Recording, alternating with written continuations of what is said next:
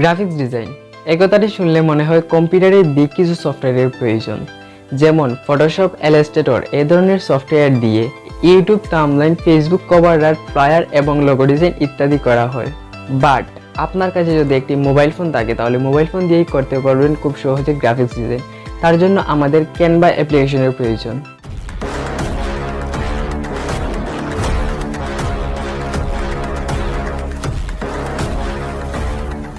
Hello viewers, আমি Simon, আপনারা দেখছেন NirmanCreation ইউটিউব চ্যানেল। সো যেমনটি বলেছিলাম, মোবাইল দিয়ে গ্রাফিক্স ডিজাইন করতে আমাদের একটি অ্যাপ্লিকেশনের প্রয়োজন। অ্যাপ্লিকেশনটির নাম হচ্ছে ক্যানভা। এই ক্যানভা অ্যাপ্লিকেশনটি ডাউনলোড করতে প্রথমে আমরা প্লে স্টোরে চলে যাব। প্লে স্টোরে চলে আসার পর আমাদেরকে সার্চ বক্সে সার্চ করতে হবে ক্যানভা, CANVA ক্যানভা।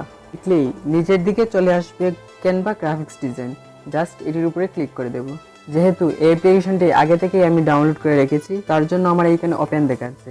আপনারা এইখান থেকে এই অ্যাপ্লিকেশনটিকে ডাউনলোড করে নেবেন। দেন এইখান থেকে প্রথমে আমরা ওপেনে ক্লিক করে অ্যাপসটিতে প্রবেশ করব। এই অ্যাপ্লিকেশনটিতে প্রবেশ করার সাথে সাথে আপনার এখানে দেখাবে যে গুগল, ফেসবুক বা জিমেইল দিয়ে সাইন আপ করতে। বলে যে জিমেইলটি আছে, জাস্ট এই জিমেইল দিয়ে এখানে সাইন আপ করে দেবেন। ক্যানভা অ্যাপ্লিকেশনটি দিয়ে যে সময় কাজ করবেন আপনার মোবাইলের ডাটা কানেকশনটা অবশ্যই অন রাখবেন। এই ক্যানভা অ্যাপ্লিকেশনটি ওপেন হওয়ার সাথে সাথে আপনারা এই ধরনের একটি ইন্টারফেস দেখতে পারবেন। দেন এইখান থেকে নিচের দিকে মুভ করলেই দেখতে পারবেন বিভিন্ন ধরনের ডিজাইনের টেমপ্লেট দেওয়া আছে।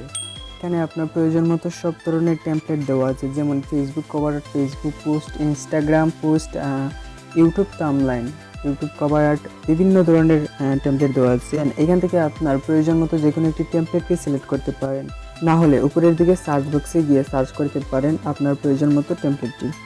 যেমন ধরেন আমার একটি ফেসবুক কভারের প্রয়োজন, তার জন্য আমি সার্চ বক্সে ফেসবুক কভার লিখে সার্চ করব।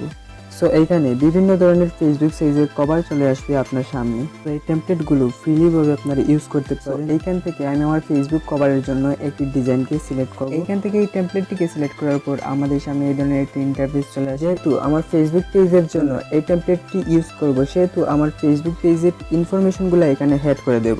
সো এখানে দেখতে পারবেন কর্পোরেট ওয়েবসাইট।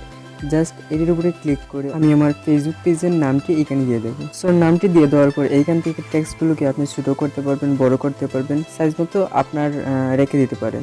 তারপর এইখান থেকে ব্যাকগ্রাউন্ডটাকে চেঞ্জ করতে পারেন। তার জন্য আমাদেরকে প্লাস আইকনের উপরে ক্লিক করতে হবে।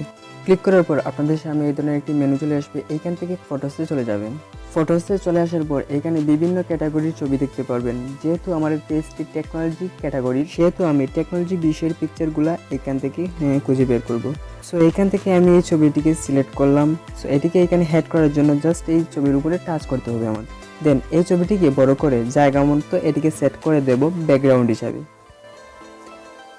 সো আমার এই ফেসবুক কভারটি কিন্তু রেডি। এখান থেকে চাইলে আপনারা এফেক্টসগুলো হেড করতে পারেন। এফেক্টসে ক্লিক করে আরও কিছু পিকচার দেওয়া আছে। সো এই কভারটিকে সেভ করার জন্য আমাদেরকে কর্নারে এই আইকনের উপরে ক্লিক করে এটিকে সেভ করে দেব।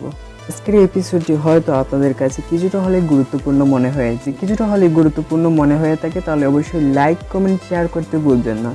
আপনারা সবাই ভালো থাকবেন, সুস্থ থাকবেন। আমার এই ছোট্ট চ্যানেলটিকে সাবস্ক্রাইব করে সবসময় পাশে থাকবেন। ধন্যবাদ।